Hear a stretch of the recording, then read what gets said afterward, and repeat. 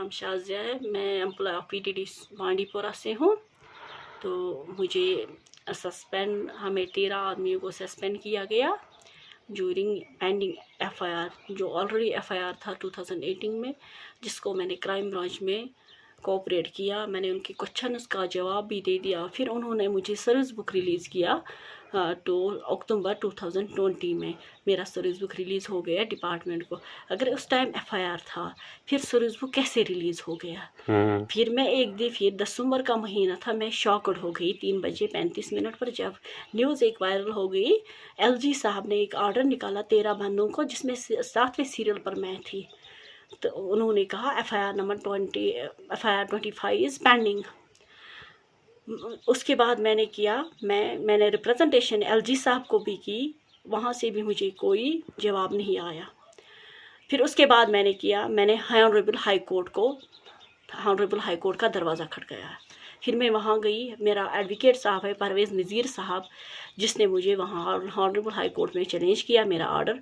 फिर वहाँ से मुझे पोस्टिंग ऑर्डर निकला नियरेस्ट नेटिव प्लेस, क्योंकि वहाँ श्रीनगर मुझे दूर होता था। तो उसने जब मैं डिपार्टमेंट में गई ऑर्डर लेकर, तो वहाँ के लॉ अफसर ने मुझे कहा आप government order high court challenge नहीं कर सकते हैं।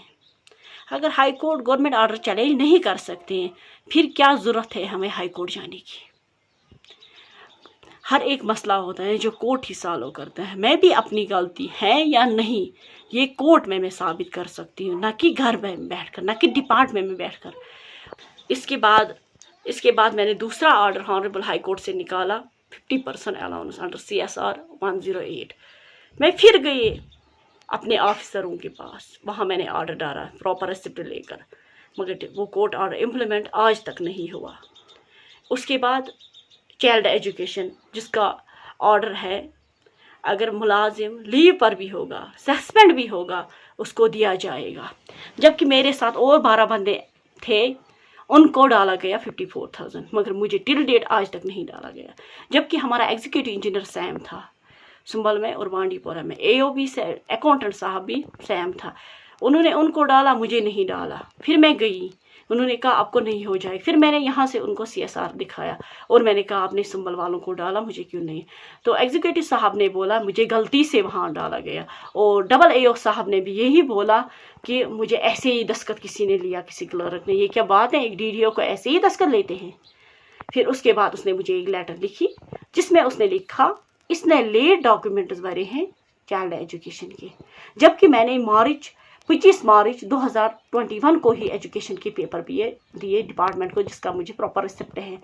जबकि उन्होंने चिट्ठी में लिखा इन्होंने आज भरे हैं, आज अब तक मुझे नहीं मिले वो। मैं यही चाहती हूँ, या तो मेरा कोर्ट ऑर्डर इम्प्लीमेंट करो, या तो फिर हाई कोर्ट को बंद करो। किस लिए हमें हाई कोर्ट है? किस लिए हमें जस्टिस इंसाफ करते हैं? क्योंकि हम प्रूव कर सकते हैं सिर्फ ओनली फॉर हाई कोर्ट हम गलत है या नहीं है गलत। कैसे मैं प्रूव करूं? आप ही बोलो। क्या ये बार नहीं है? अगर उन्होंने ये लेटर निकाली है 14 तारीख को, कहाँ गई आज तक ये लेटर? एग्जीक्यूटिव इंजीनियर साहब ने तो टेबल पर मत रखी। किसने रखी ये छुपाकर? किसने रखी ये लेटर छुपाकर? ये हाई कोर्ट का ऑर्डर है, ये हाई कोर्ट का ऑर्डर है, ये आज तक इम्प्लीमेंट नहीं हुआ। क्या बात क्या है? फिर वो जस्टिस वहाँ क्यों बैठे हैं? मैं जस्टिस साहब की शुक्रगुजार हूँ, दरेश सर साहब की, ठाकुर सर साहब की, जिसने मुझे ऑर्डर निकाला, मगर डिपार्टमेंट नहीं किया। मेरा लॉ अफसर कहता है हाई कोर्ट गवर्नमेंट ऑर्डर नहीं तोड़ सकता है, या आप गवर्नमेंट ऑर्डर आप चैलेंज नहीं कर सकती हो हाई कोर्ट में। फिर मैं कहाँ जाऊँ, किसके पास जाऊँ? और इसके अलावा हमारे पास 13 बंदे थे, जिसमें 2 को रेंट स्टे किया प्रिंसिपल सेक्रेटरी साहब ने। एक तो मोहम्मद यूसुफ बाबा साहब, दूसरा एग्जीक्यूटिव